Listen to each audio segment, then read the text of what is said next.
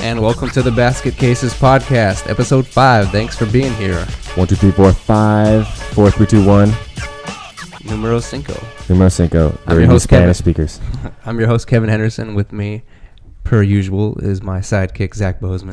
/ partner in crime. Partner in crime. PIC. Yep. On the PODCAST. For those of you who are fans of acronyms. We're just spelling in general. Spelling bee people. Welcome. This is episode 5. Thanks for being here. We appreciate those of you that have been listening and continue to listen. And if you're brand new, welcome. We'll shout out our social media pages real quick in case you want to hit up the show or something, you have a question based on something you hear, or you want to argue with me or tell me I'm stupid or whatever. That's cool. So anyway, the website is basketcasespodcast.com. You can email us at basketcasesla@basketcasespodcast.com, or you can hit us up on Twitter at basketcasesla. Subscribe on iTunes. Check out YouTube, whatever. It's everywhere. SoundCloud. So shout out to the people that have been listening. Apparently there's some people in China listening, or Sweden as well. We don't know if they speak English, but maybe they do. As long as they're listening. I hope they do. Maybe they like shout out to them. My dad's buddy, Motorhome Jim. What's up? Shout out to Motorhome Jim. How you doing? Thanks for listening, brother. Yes, MHJ. Hope everybody had a great Thanksgiving. It's a Sunday night right now as we record this. I had a good Thanksgiving. Got a good show for you today. And we're going to talk some LA, everything basically, a rundown of the Lakers, Clippers, Dodgers, USC and UCLA played over the weekend. And we'll talk some NFL, go around the NBA. We got a good hip-hop game for Strictly Hip-Hop today. Yes. Actually, it's not a game. That's just we have a game as well, though. So we got lots of stuff for you. So without further ado, let's get to it. Lakers just played, and the big news is Kobe has finally announced that he's going to hang him up after the end of this season. Was that your drum roll? Yeah. Yours is better. Thanks. Nice effect. Sorry. So Kobe this afternoon, he posted an article to the Players Tribune, the Derek Jeter website, where players get to. Who? You got me. It's late. Anyway, it's Derek Jeter, the New York Yankee, ex-New York Yankee, who has the website where everybody posts, where athletes can post articles and tell their stories. Kobe posted basically an open letter to the game of basketball, and it was pretty revealing, and it was an interesting read. But the point being, he did break some news in it, and I'll just read an excerpt from it. He says, "You gave a 6-year-old boy his Laker dream, and I'll always love you for it. But I can't love you obsessively for much longer. This season is all I have left to give. My heart can take the pounding, my mind can handle the grind, but my body knows it's time to say goodbye. And that's okay. I'm ready to let you go. I want you to know now so we both can savor every moment we have left together." So that's just a part of the article, poem type thing that he wrote for the Players Tribune. The Lakers played the Pacers tonight. Just real quick, I wonder what that would happen if you said that to your wife. Said what? That whole thing that Kobe said. Let me look at it again and see how funny that is. Yeah, that'd be pretty rough. Yeah, well, but it'd be like, it's beautifully written. It's just hilarious. Yeah, I guess so, huh? But whatever. It's Kobe's being poetic. I couldn't help it. He's an artsy guy. He's a creative guy. He likes telling stories. Yeah, no, definitely. Very definitely. And it's funny just to talk about Kobe real fast. I know, especially having the podcast, it gives gives me a voice, or a platform to have a voice. And as a Laker fan, you watch the games and you try your best to really convey what you think would be the best thing for the team. And so the last few episodes, it's easy to criticize the way the Lakers are utilizing Kobe and the way Kobe's playing, and I'll probably continue to do that. But at the same time, it's funny, and we all knew that this was going to be Kobe's last season, just based on his play, and just, there's just no doubt about it if you've been watching and following. This is all he was going to be able to get through, if he is able to get through this season, which I hope he does.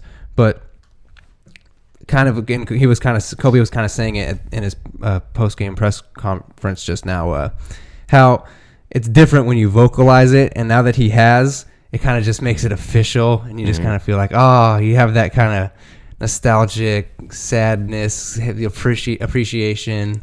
Yeah. I grew up watching Kobe. He's one of the reasons why I love basketball. So just want to say hats off to Kobe. We all know he's had a great career, one of the greatest players in NBA history. Anyway, enough of the Kobe love. Let's get on to, you have anything you want to say about Kobe? Well, I was just going to say, it was even his explanation for to making his decision and coming out and saying, this is my last season, because before he was saying where he was going to base it on how things are going, more circumstantial outside circumstances. And he's like, well, really, this is too big of a decision to do that. Obviously, we know I'm kind of running on fumes here. And so let's just bite the bullet, be a man, and say, hey, it's been great. And you can't beat Father Time. Although I felt like he did for a few years. He gave Father Time a run in seasons, 14 through 17. But anyway. So the Lakers just played. They lost to the Indiana Pacers tonight. Go through the box score real quick. Paul George was killing the Lakers. He was excited to play against Kobe, his basketball idol. Paul George finished with a +10, and he had 39 points in the contest. Kobe again played 33 and a half minutes, way too much. He was clearly trying to have a good night after announcing that he was going to retire. And he shot 4 for 20. Obviously, he struggled. Took 7 3-pointers. Finished with 13 points. He almost brought the Lakers back. He had a big 3 towards the end there. That was exciting. It was, but the Lakers fell short ultimately, 107-103. The last thing I'm just going to say, just because it bears repeating, I want the Lakers to run everything through Jordan Clarkson. Again, he had a game shooting above 50% from the field. He finished 8 of 15 from the field. Finished with 22 points. 10 rebounds, 6 assists, a steal. Just Jordan Clarkson is the best player on the Lakers right now, and the sooner they realize it, the better, I think. Yeah. So that's kind of my Lakers rant there. Earlier in the week, the Lakers lost to the Blazers. Kobe played too much again. Russell and Randall and Clarkson got some minutes, which is good. Hopefully they'll keep getting some minutes. Earlier in the week, another Lakers note was they gave up the record for best start to a season to the Warriors, who continue to roll, and we'll talk more about the Warriors later. Steph Curry and the Warriors. Steph Curry and the Warriors, yeah, right. That's the way the NBA markets everything, dude. It's Kevin Durant and the Thunder, LeBron James and the Cleveland Cavaliers. Right. Carmelo Anthony, Porzingis and the Knicks. That's the way they talk. The lead singer. They're smart. That baseball should start marketing their game that way. Yeah. Anyway. Make them all quarterbacks. So let's finish breaking down LA real quick. The Clippers, they beat the T-Wolves today, 107-99. The Clippers get to a game above 500. They're trying to get their season back on course. They're 9-8 on the year. Blake Griffin finished with 26, 8-8. Chris Paul had 20 points and 9 assists. They're kind of disappointing. They're another one of those teams that's kind of disappointing this year. But at the same time, like I said, they're trying to get their season back on course. I think they have an ability to. I still don't think that they're gonna, really mess with the war. Like the way the Warriors are, I think it's them and then just everybody else. Yeah, they're like electric. Yeah, they're having a special run right now. But anyway, people have been saying things, about how I think I've heard Charles Barkley say the NBA is kind of disappointing right now, and talking about the low quality of play. And there has been some low quality play, but that's one way to look at it. I just want to kind of point out it's kind of fun that there are some other things going on in the NBA. Like there's a couple surprise teams, like the Mavericks are having a pretty good year. A lot of people wouldn't expect that. The Pacers are having a good year. Paul George is having a nice resurgence. It looks like the Paul George of old before the leg injury. Miami won 8 in a row the other day. Obviously, the Warriors are fun. Orlando's been good at home lately. So there's some fun stuff happening in the NBA if you're watching. Let's move on. More LA segment here. Let's talk about the Dodgers real quick. Earlier in the week, they hired their new manager, Dave Roberts. Let me get my stuff on Dave Roberts here. There's some quotes I'm going to read here. This is from an LA Times article by Dylan Hernandez. Some stuff on Dave Roberts. He's never managed before. He was a nice. Had a nice pro career. He won the World Series in 2004 with the Red Sox. A lot of people remember a base he stole in a big game there against the Yankees. He's a former Dodger, Padre. He coached for the Padres for the last 5 years. And based on the tone of this article, it seems like there's a lot of people in baseball that are excited to have Dave Roberts. One of them being Adrian Gonzalez, the Dodgers all-star first baseman. He said about Roberts, he's a guy that has played all kinds of roles. He was a fourth and fifth outfielder. He was a starter. He had a few really good seasons. He's a guy that's come off the bench and done incredible things. He's going to be able to relate to a lot of the situations that players are in. He went on to say, he's probably the best human being I've ever met. People see that, and people respond to that. They played together in San Diego, nice. Gonzalez and Robertson. So that's what else can you say? The best guy I know, right? That's pretty nice. Wow. He said he can connect to every individual person. He understands what works with whom. So lots of praise from around baseball. What else was there? He's the Dodgers' first minority manager. Dave Roberts is African American, and his dad is African American. His mother's Japanese.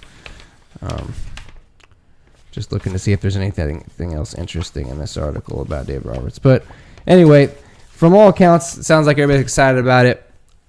We'll see. To me, the proof will have to be in the pudding, as they say. I still like Donnie Baseball. I thought he was a great manager, and it sounds like the new guy has a lot of the traits of the old guy, if you will. Likeable guy, relatable guy, easy to communicate. So that's good. Oh yeah, go blue, Donnie. Go blue for the Dodger fans. We'll miss you, Donnie. There. I was at my dad's house over the last few days for Thanksgiving. AZ. And he's a big college football guy. I'm not particularly a big college football guy, not really at all. But I will watch USC UCLA. Just growing up in LA, it's always the buzz of the town. So I watched most of that game on Saturday, but USC dominated 40-21. So UCLA had won the previous 3 meetings, and USC just got, another one to add to the record books. They're back on track, as if you will. I think they're going to play Stanford next, and I think that game also afforded them the Pac-12 South title. Or I don't know.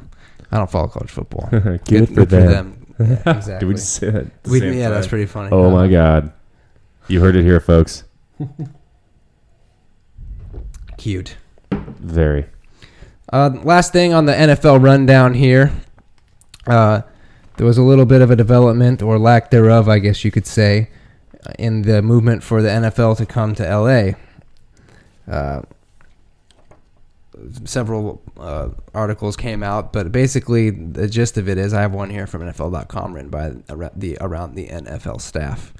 And the gist of it is that Ian Rappaport quoted a source on a NFL Game Day morning that said the situation was currently stuck in, quote, gridlock. And it said that there is a greater likelihood that it could be 2017 before an NFL returns to the LA market. But even then, it's not a certainty. Point being, if you lived in Los Angeles, if they're talking about the NFL coming back, you should just really believe it when you see it, because that's just the way it is.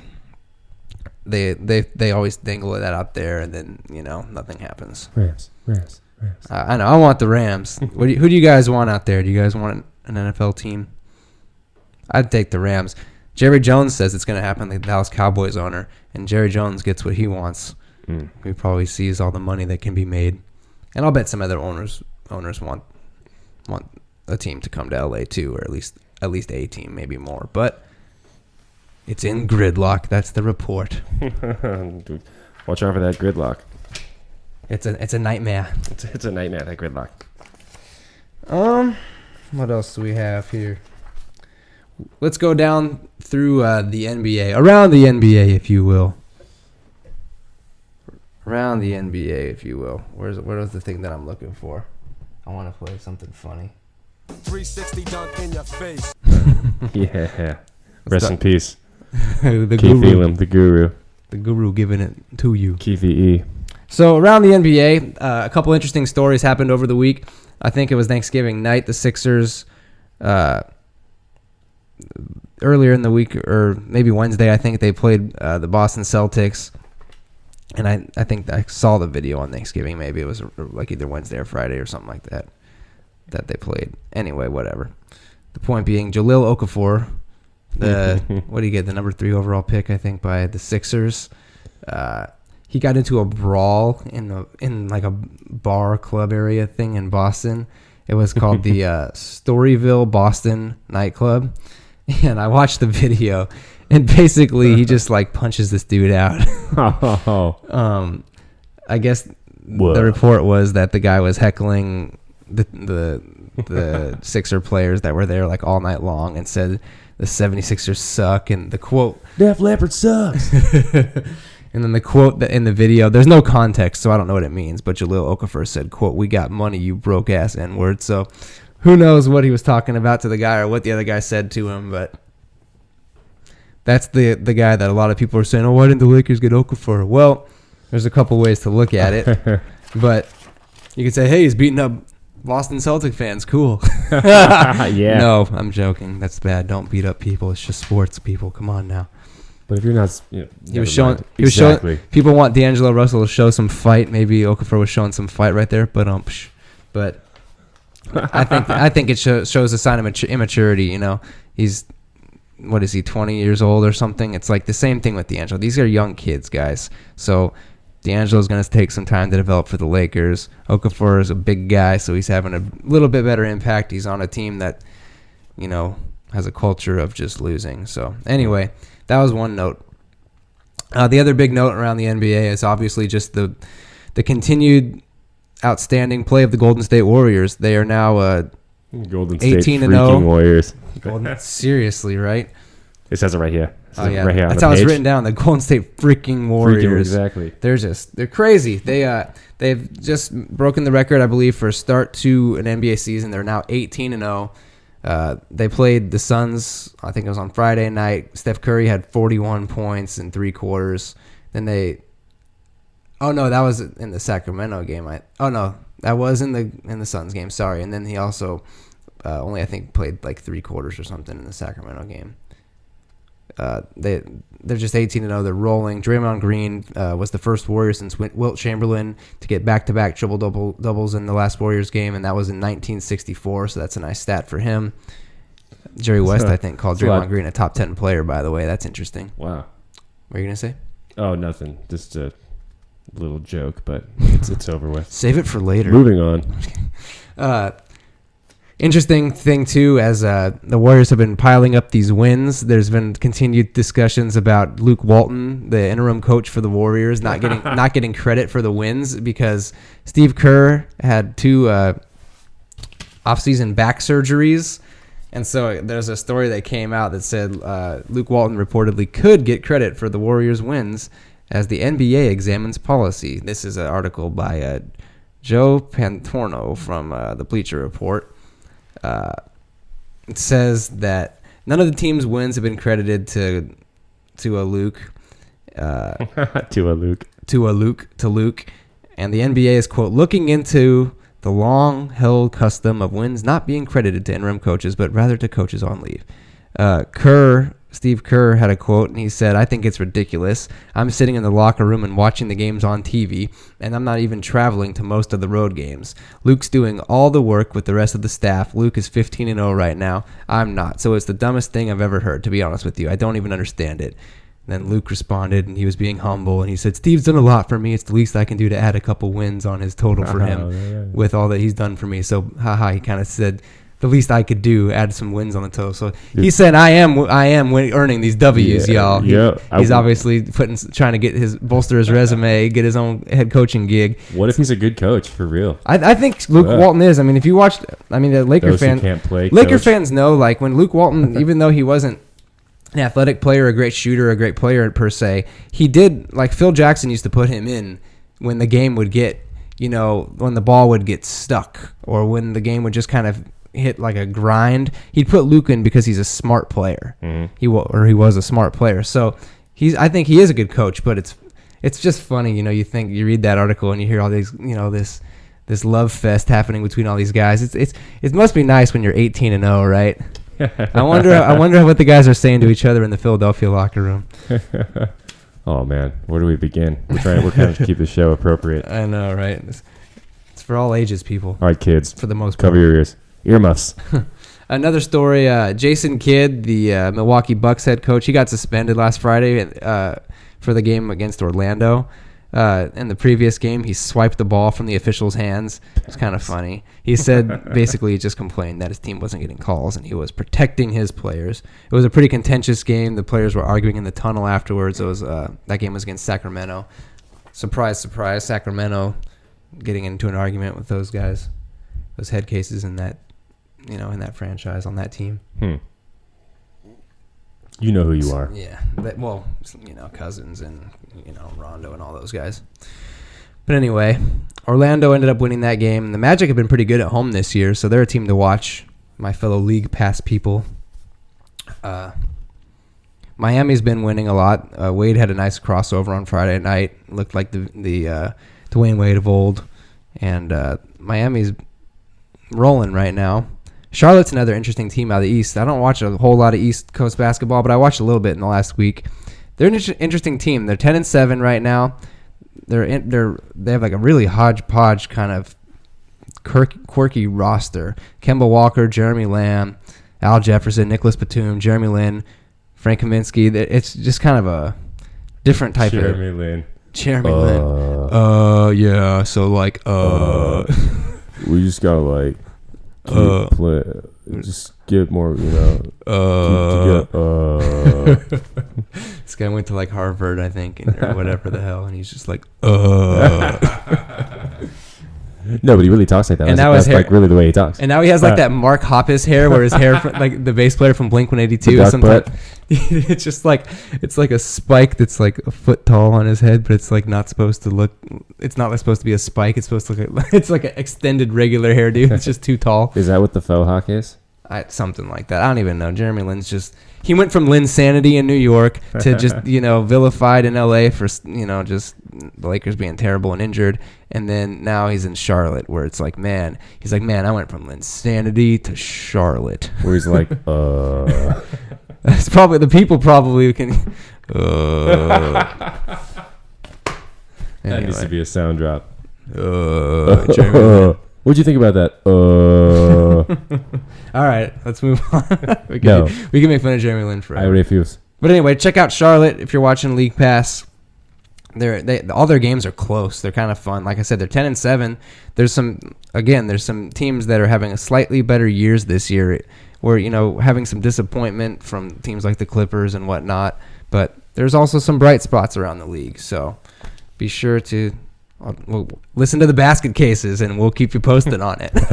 That's us. That's right. NFL. There was a lot of football today. Games were played. Teams played sports. It's a Sunday. Oh, yeah. So Sunday night football, Patriots and the Broncos. Thriller there in overtime in the snow in Denver. 30-24. The Broncos got the win, but they knocked off the undefeated streak for the Patriots this season. Rob Gronkowski. Gronk. Can you say Gronk with it? Gronk. Like a Gronk. Bostonian. Gronk. Gronkowski. Yeah. He hurt his knee. I haven't seen the official report on that yet, but he passed in it. 5, 4, 3, it's halftime. It's halftime already? Sure is. All right, everybody.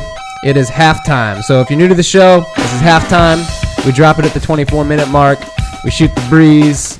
We talk about whatever we want to talk about because it's halftime. Yeah. It's not the game. We're not talking about the game. We're talking about halftime. So, how was your Thanksgiving, man? I hope everybody had a nice Thanksgiving. How was your Thanksgiving, Zach? My Thanksgiving was good. We celebrated the day after.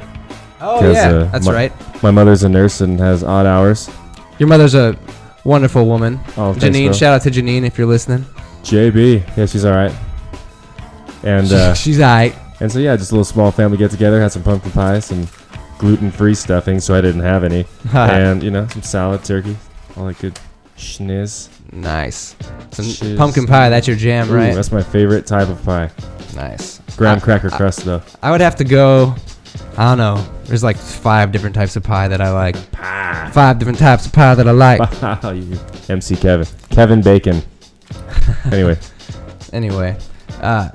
So I got some stories to talk about for halftime. I had a nice Thanksgiving too. I think I mentioned earlier. I was with my pops, hanging out with the dogs, seeing some family, and it was all good. So Thanksgiving is one of my favorite holidays. Why? Food. Duh. I love the food, man. There was I got some stories. There was this article about not wasting your leftover food, and it was 16 Thanksgiving leftover sandwiches that are nothing short of epic. This is from the Huffington Post, Julie Thompson.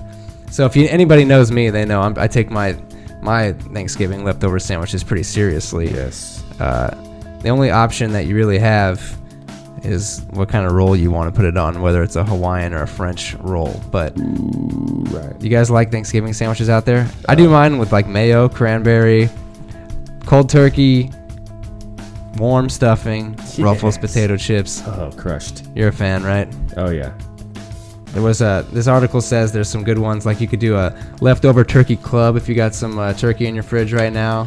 You could do a roasted turkey, blat, bacon, lettuce, avocado, tomato for my fellow sandwich, aficionados. And they'd serve that with a poached egg. There's all sorts of good stuff. So anyway. Turkey cereal. Smash it up, put in the bowl of some milk. Yum. Another halftime story we got here. ESPN stock slammed as ESPN loses subscribers. This is from Edward Begg from USA Today. Disney's stock, Disney owns ESPN for those of you that do not know.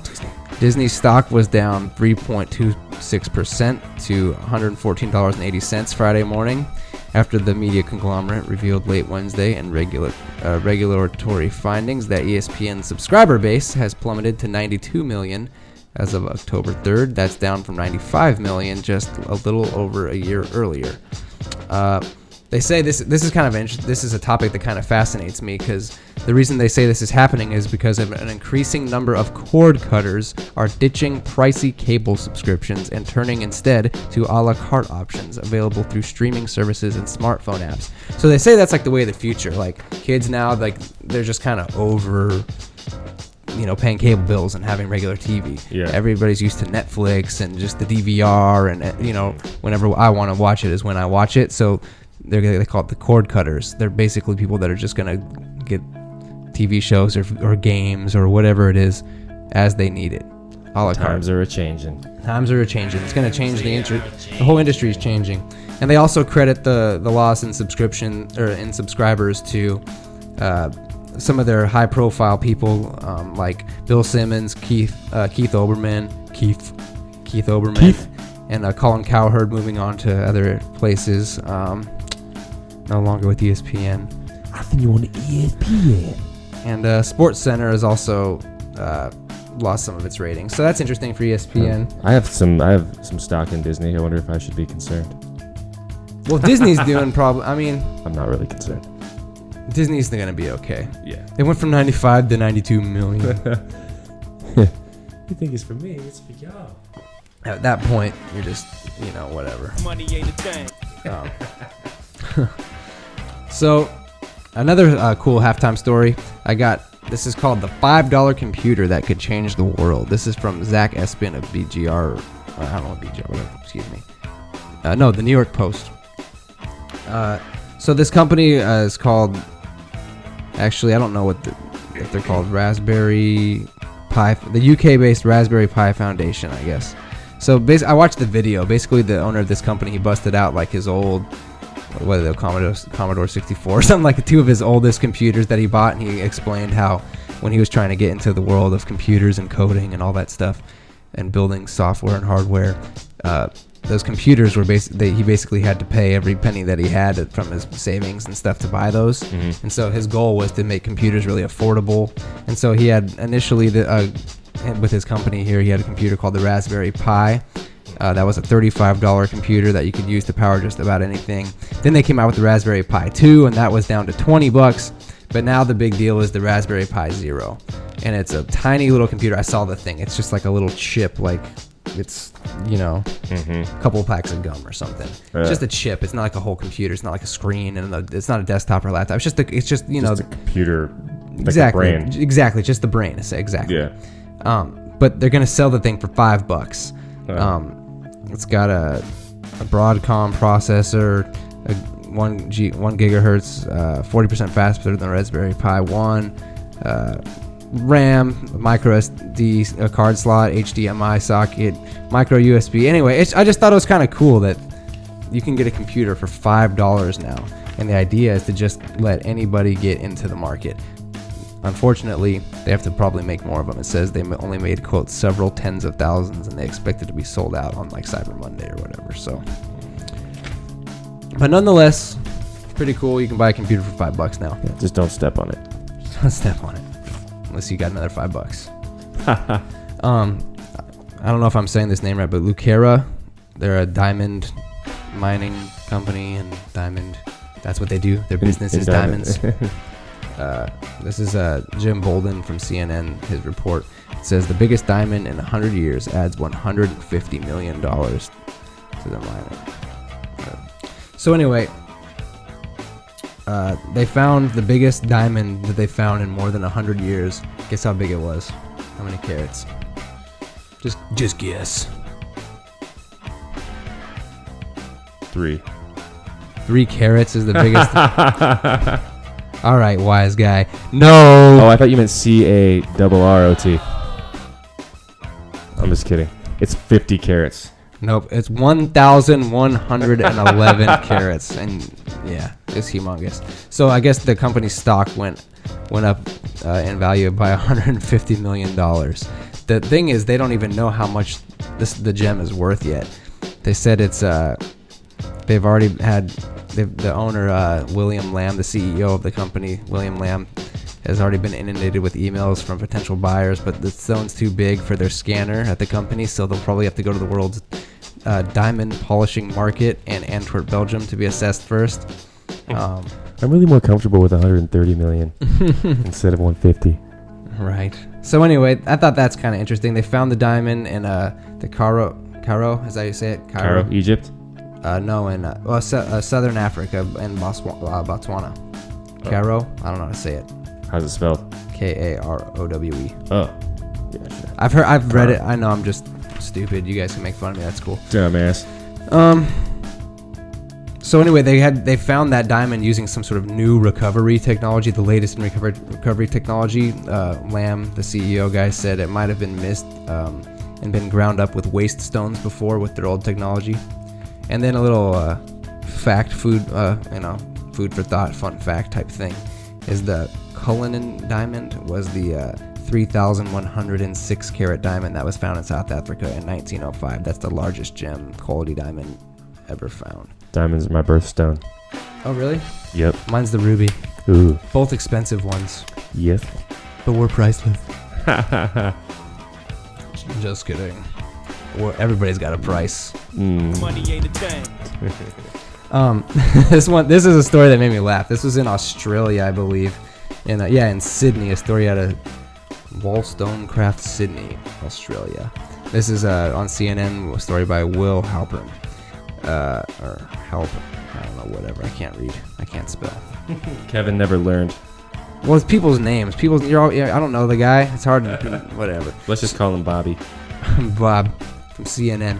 So, basically, here's what happened. Police were called by neighboring people who heard the sounds coming from a house of death threats and a woman screaming, and they were like, oh, there's like some sort of domestic violence thing going on. And so the police rushed over, and they said there was a woman screaming hysterically, and they heard the words, I'm going to kill you, and all this stuff. So here's what happened.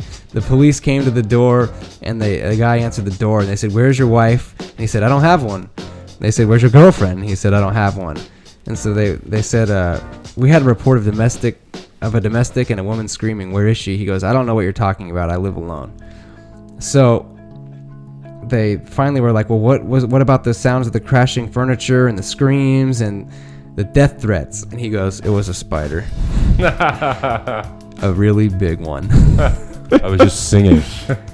And it goes, what about the woman screaming? And he goes, yeah, sorry, that was me. I really, really hate spiders. That's pretty funny, man. They get some big spiders in Australia, though, don't they? Bite your head off, man. Right? But they said the morning after the local police force posted a transcript of the conversation to their Facebook page, so that's pretty funny. They had a sense of humor. That's all I got for halftime. You got anything else for halftime? Hey, yo, what's halftime? It's halftime. No, man. I think we summed it up there. All right, so no more halftime. We got to do more show. More show. So we were just getting into the NFL. I was talking about Sunday Night Football. Denver beat the Broncos. Denver beat the Broncos. The Broncos beat the Patriots, and the Patriots are no longer undefeated. Rob Gronkowski hurt his knee. Not sure at the extent of that injury yet. Probably find out more after this podcast comes out, so you guys can Google it or whatever. But Gronk passed Shannon Sharp and now leads. He's like the all-time touchdown leader for tight ends, and he now also leads all Hall of Fame tight ends in touchdowns. So good for him. That was a stat by Frank Schwab from Yahoo. Steelers and the Seahawks played today. Seattle won 39-30. Russell Wilson threw for 5 touchdowns, and Jimmy Graham tore his patellar tendon and needs surgery, so that's a big loss for them. Cardinals and Niners. Cardinals won 19-13, and they're now 9-2. My Rams lost to the Bengals 30-7, so the Bengals are back on track. Had a nice game. Adrian Peterson was a beast again, and the Vikings beat the Falcons 20-10. Eli Manning. I'm Eli. Eli Manning threw 3 picks against the Redskins, and they lost 20 against the football team from Washington. What's your name? Eli. And they lost 20-14. The Chiefs beat the Bills 30-22. Just to round out the NFL here. The Jets beat the Dolphins 38-20. The Texans beat the Saints 24-6. The Chargers beat the Jags 31-25. The Colts beat the Bucks 25-12. And the Raiders beat the Titans 24-21. So there's some notes from around the NFL. Tomorrow night, Monday Night Football, or tonight when you're probably listening to this, if you're listening on Monday, you got the Ravens and the Browns. And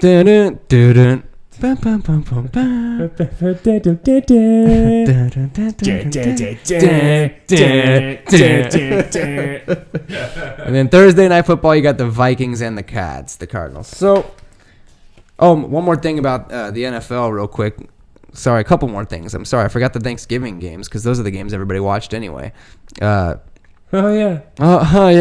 Hey, where's Billy? Oh, yeah. The Eagles destroyed the Lions on Thanksgiving 45-14. 5 touchdowns for Stafford. Packers lost to the Bears, so the Packers are having a little slide right now. They lost 3 of their last 4. That game was 17-13 Bears. The Cowboys season is effectively over. Who cares about them? Well, a lot of people. They're America's team. But their season's over, as is Romo's, basically, because he fell again in the exact same way and broke his bone, his collarbone again. Broke his Romo bone. It's crazy, dude. He's broken it like 1,000,000 times. Susceptible. Yep. After the 800th and anyway. And the last note was the Browns demoting Johnny Manziel down to 3rd string after a video of him in a Rio nightclub in Austin, Texas on his bye week showed him holding a bottle. If you don't know, Manziel, Johnny Football, he's the big showman and everything. He also went to rehab, I think, last season, and he just seems like a kid who just doesn't quite get it yet. He's got to, if he's going to be the face of a football team, he's got to keep his nose clean. So, kind of sad to see somebody have so much talent. So much talent, kind of throwing it away, but that's what he's doing. He's young. Maybe he'll get one more chance. Maybe he won't. We'll see. I got a game for you. You want to play a game or you want to do strictly hip-hop? You want to play that game? Can we do both? We're going to have to do both, but you got to make a choice which one you want to do first. Let's play the game. All right. You want to play that game? Now, are you ready to play the game? You wanna play that game? Back in the game now. Are you ready? All right. So we're going to play a game right now. And this was inspired by Joshua Ho, I'm not sure, of Hoops Habit. He did an article about the top 10 overpaid NBA players. And so I decided to make a game kind of like Catchphrase, where I'm going to try to get Zach here to say the names of these 10 NBA players that are rated as the most overpaid for this 2015-16 NBA season.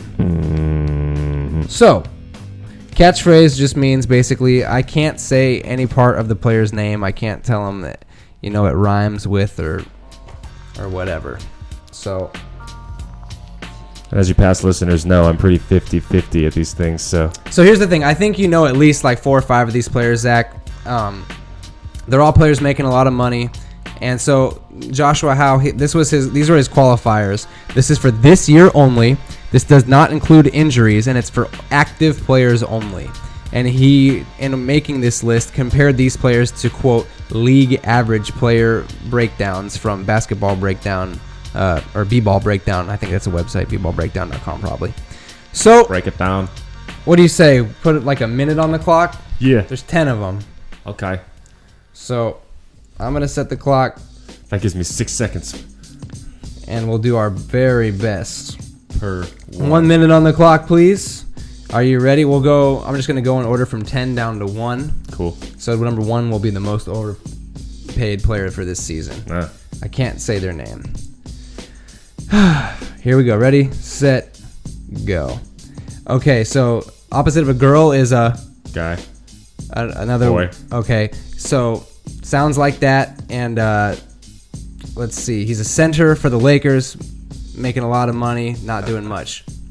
Fudge. Knock it on the spot. It sounds like boy, like you just said. I know, it's not happening in the brain. You're not. Okay, next one. Dumbassery is happening in my brain.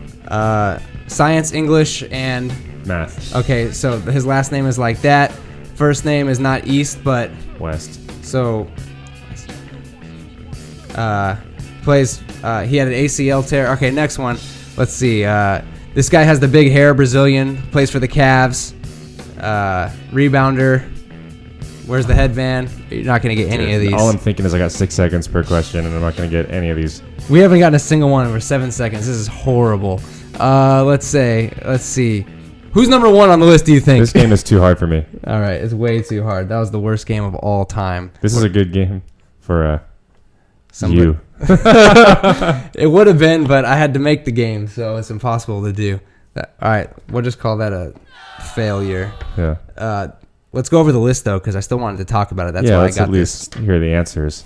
So number 10, they said, was your boy on the Lakers, Roy Hibbert. He's making $15.5 million this season, which is absurd. I was thinking Hibbert, but you said I wasn't thinking Roy when you said boy. Whatever. I'm not going to justify every wrong answer. You don't even try, because, yeah. Even though it's true. Okay, so Roy Hibbert's averaging 9 points, 7 boards, and 2 blocks. Shooting under 50%, which... well under, actually 47%, which, come on, you're a center in the NBA, dude. You're 7 feet tall. Dunk the ball. Wesley Matthews, he's making $16 million, almost $16.5. His numbers are completely down across the board.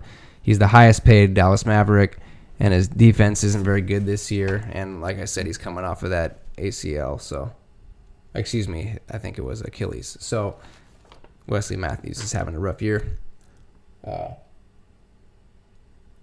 I was telling Zach about the wavy-haired guy on the Cavs. That'd be Anderson Varejao. He's making $9,700,000. He's only playing 9 minutes a game, averaging 2.5 points and 2.5 rebounds, basically. So he's getting paid a lot of money to sit on the bench. You got Ty Lawson. How do I get that gig? Ty Lawson over to the Rockets. The Rockets are still struggling. They did beat the Knicks tonight, but he's making $12 million a year. He's playing 30 minutes. He's only a game, and he's only averaging 7 points, 3 rebounds, and 5 assists. So he's not really producing like they thought he would. Lance Stevenson on the Clippers, he's making $9 million this season. He's only playing under 18 minutes a game, averaging 4 points, 2 rebounds, and an assist. This would have been a fun name to get to in that game. His name is O.J. Mayo. That would have been fun for me to try to get you to say, but we didn't even get anywhere. What were you gonna say? OJ, I would have said, I'm the juice, baby. And then I would have said, this is the first thing you put on the bread on the Thanksgiving sandwich. Mayo. So anyway, he's making $8 million a year, averaging 8 points, 2 rebounds, and 2 assists. He's only played like 4 games this year. Whatever. Josh Smith, also on the Clippers. It's bad when you got, repeat players on one team, on this list. That goes to show you that there's some teams that's why they're having some disappointments this year. Josh Smith is making $14 million, and Detroit's still paying a lot of his salary. I was going to say Shaqtin' a Fool for this player, and you would have gotten this one. Who is it? Shaqtin' a Fool. JaVale McGee. Yeah, we got one. Yes. Woo! We got one. We went 1 for 10. It took us 4 minutes. JaVale McGee. He's making $12 million. I think he's been hurt anyway, and he's getting paid by the Sixers still. Number 2 on the list is Joe Johnson, making an absurd amount of money for the Nets. He's making nearly $25 million. $24,894,863. He's shooting 34%. So he's basically only what's the word I'm looking for?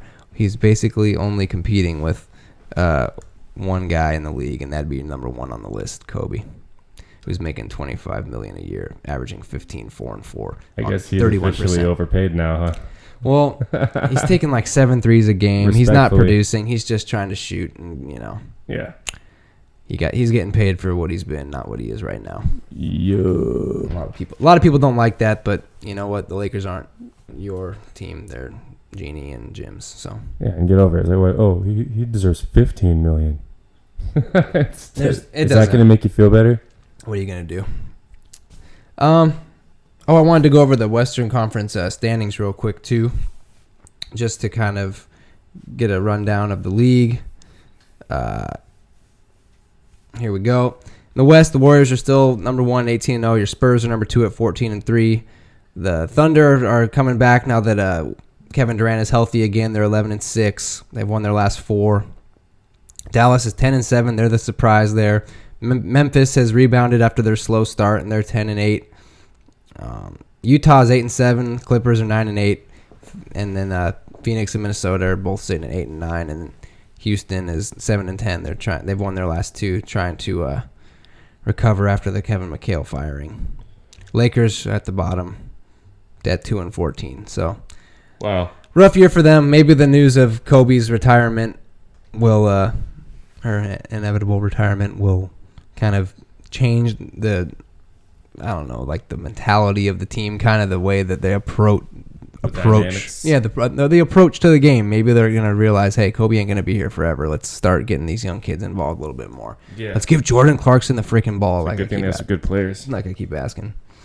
In the East, you got Cleveland at number 1, 13-4. The Pacers at 11-5. They won their last 5. Like I said, Paul George is having a good year, and they're making lots of threes, which is kind of interesting for them. It's not something you really expect. Miami, like I said, they're on a hot streak. They're 10-5. Dwayne Wade has had a nice start to this season, having a little resurgence. Chicago is 9-5, and then you got Toronto at 11-7, Charlotte at 10-7, and Atlanta at 11-8. And then there's Orlando right there, who's been playing well. Won their last 3. They're 9-8, and Boston's also 9-8. So at the bottom is the lowly 76ers, who are 0-18. That's the worst start ever by a team in NBA history. Wah, wah, wah. Dun, dun, dun. One more thing on Kobe real quick. Today, when the news came out that he wasn't going to be playing anymore, the Lakers ended up having a release on Twitter and everything showing that they were giving a handout out at the game tonight. It's a very fancy letter. In the background, it's like a kind of like a black and white kind of picture of Kobe holding up, the number 1 finger. I think it's a shot from his 81-point game. They said it's embossed. Oh, there you go. That fancy word for the lettering, the gold lettering. Everyone knows what embossed means, but no one can define it. I'm not even gonna try. But Kobe had to have the embossed. Very fancy paper. So anyway, Kobe wrote it. It's a letter to the fans. After the game, he said when he decided who he was going to write to in his Players Tribune article, writing to the game, and then obviously this one to the fans, he said they were both pretty easy once he decided what he was going to do. So I'll read this real quick because I thought it was kind of telling and a nice little thing for Lakers fans. It says, when we first met, I was just a kid. Some of you took me in, some of you didn't, but all of you helped me become the player and man in front of you today. You gave me confidence to put my anger to good use. Your doubt gave me determination to prove you wrong. You witnessed my fears morph into strength. Your rejection taught me courage. Whether you view me as a hero or a villain, please know I poured every emotion, every bit of passion, and my entire self into being a Laker. What you've done for me is far greater than anything I've done for you. I knew that each minute of each game I wore... what you've done for me is far greater than anything I've done for you. I knew that each minute of each game I wore purple and gold. I honor it as I play today and for the rest of this season. My love for this city, this team, and for each of you will never fade. Thank you for this incredible journey. So that's what Kobe said to Laker fans. Everybody, I heard that some people were trying to open up their little envelope, that letter came in very carefully, keeping the eBay audience in mind, if you will. Right. Kind of funny, I thought. Hustlers. Seriously, right? Everything can be worth something nowadays, especially when a guy like Kobe retires. Yeah. What else do I have here for us? You want to do a Strictly Hip Hop real quick? Let's do it real quick. Let's do it. Okay. So, this week, Strictly Hip Hop is inspired by a question I was wondering about, just kind of like the Grammys and when they started giving out the award for Best Rap Album, because it takes hip-hop, it's taken hip-hop a long time to get some cred in the industry. It did, at least for a while. Mm-hmm. So I found out that the Grammy Award for Best Rap Album of the Year they didn't start being handed out until 1996. And so, do you know who the inaugural winner was? The inaugural winner, was it an album from 96? Yeah, the winning hip-hop album from 96 at the Grammys. No. It was Naughty by Nature, Poverty's Paradise. Okay. So, interesting, right? So I figured I'd run through the list real quick, and then Zach and I would give a rundown of some albums that probably should have been awarded Grammys prior to 1996, because, the genre was around before the award. Yeah. So I thought that'd just be something fun to do. Yeah. So we'll do that real quick. 96, the winner was Naughty by Nature. 97, it was The Score by the Fugees. 98, it was No Way Out by Puff Daddy and the Family. 99, it was Volume 2, The Hard Knock Life by Jay-Z. In 2000, it was a Slim Shady EP by Eminem. 2001, yes. Marshall Mathers LP by Eminem. Yes. 2002, Stankonia by Outkast, which is crazy. And then in 2003 is The Eminem Show by Eminem. And that's all downhill from there. Yeah, then, 04 Outkast, 05 Kanye, 06 Kanye, 07. All right. The point being... Oh, my God. Exactly. But here's the thing.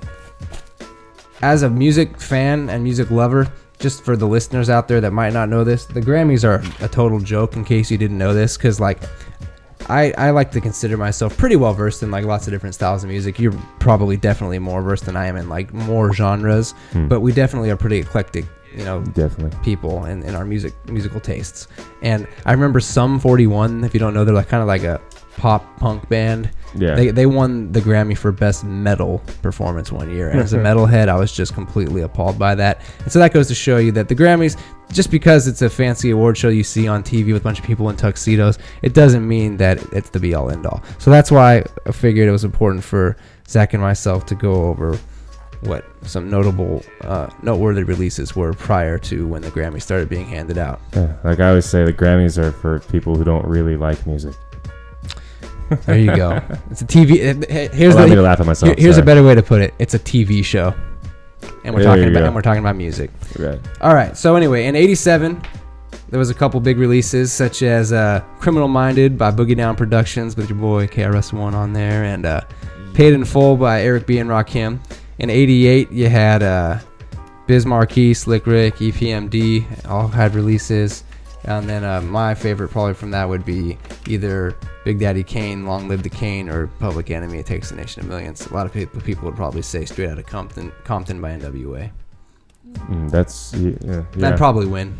Well, I don't. Yeah, I mean, I'd pick Public Enemy over. Yeah. Because it's more conscious. NWA was gangster rap, and Public Enemy is not talking to the mic. Yeah. It's like it's more. I don't know. I'm not a big gangster rap fan. I don't even think that's like real hip hop. You know, even though they were like the first album and they were the first ones to It was like more like a movement than exactly anything. It was like of the times type of thing. Yeah. 89, you had Paul's Boutique by the Beastie Boys. I don't know. Anything stick out in your mind from 89? In 90, you had 89. You had also another Big Daddy Kane album, where I think it's Gangstar, No More Mr. Nice Guy. Oh, there you go. I don't think that would win a Grammy, but it's got some jams. Well, we're on talking about our Grammys right now, so it very well could win a Grammy. Oh yeah, consider. I mean, for the year it came Think out. I give a damn about a Grammy? Let's see what else came out. Tribe Called Quest. I'm sorry, but they're overrated. Not into them. They're very flat line to me as like a music guy. Like they're just kind of. I know people dig their vibe and they're good party music and they have sentimental value for people, but I think that Tribe Called Quest music is kind of flat. Mm-hmm. You had Ice Cube, America's Most Wanted. Ooh, that's a good album. Right. And then Death Certificate the next year. Yeah. 91, you got Gangstar, Step in the Arena. Cypress Hill, self-titled record. I like their second and third record better. 92, you got a Daily Operation by Gangstar also. The Chronic by Dr. Dre. 93 is a good year. This is where, for me personally, it starts getting really good. Like 93 to like 99, really, for me, are like my favorite years of hip hop.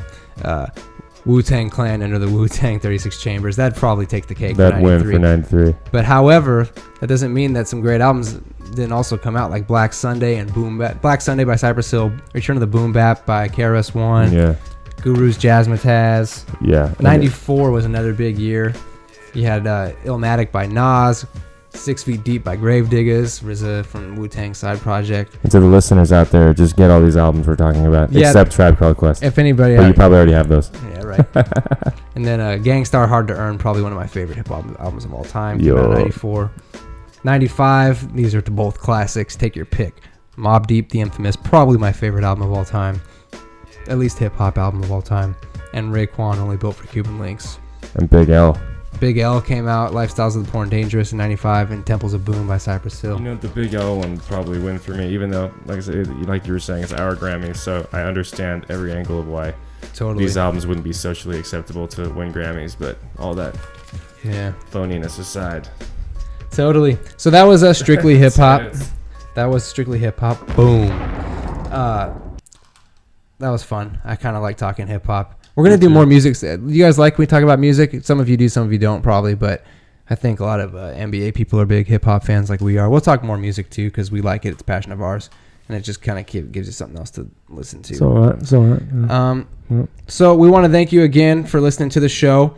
We want to give you a little something to do here. So if you have an impression you'd like to hear Zach do, give us a shout. Zach can do voices. Let us know. I'll write it into the show. It'll be funny. Haha. I'm just kidding. What's your best turkey sandwich idea you got for me? I'd like to know that.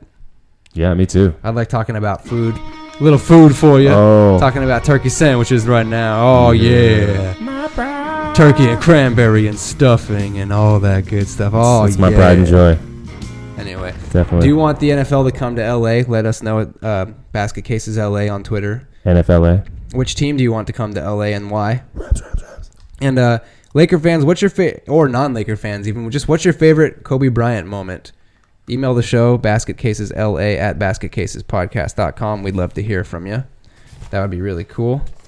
And I think that's really all we got for you this week on the Basket Cases. Couple things we'll talk about next week. We might mention the concussion movie with Will Smith and the looming battle that will ensue probably, I would imagine, from the NFL. And in boxing last week, Tyson Fury knocked out Vladimir Klitschko in a big unanimous decision to win the heavyweight title. So snaps Klitschko's 22-fight win streak. So that was just a quick little note. Anyway, thanks for listening to the Basket Cases, y'all. We'll see you next week. That's right. Remember, you're just a basket case. Thanks, guys. See you next week. Thank you.